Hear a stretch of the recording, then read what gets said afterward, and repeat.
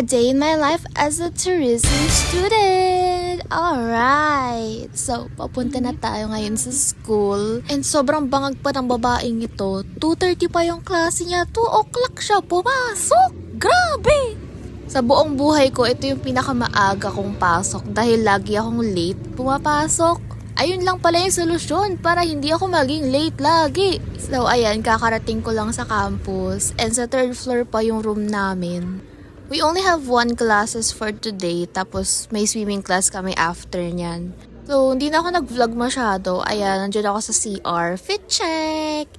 Aura. So, ito kakatapos lang namin sa klase. And then, on the way na kami sa clubhouse para sa swimming class namin.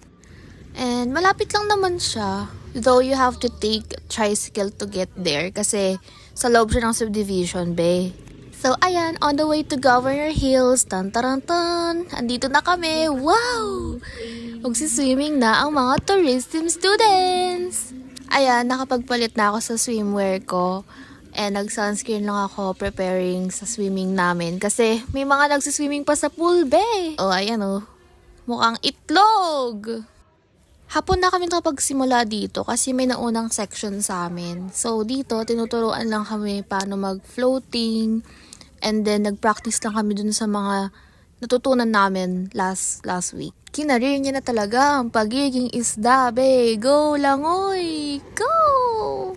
Girl, as hindi marunong lumangoy, this is like one of my proudest moments. Kasi tingnan mo, be, lumalangoy ako!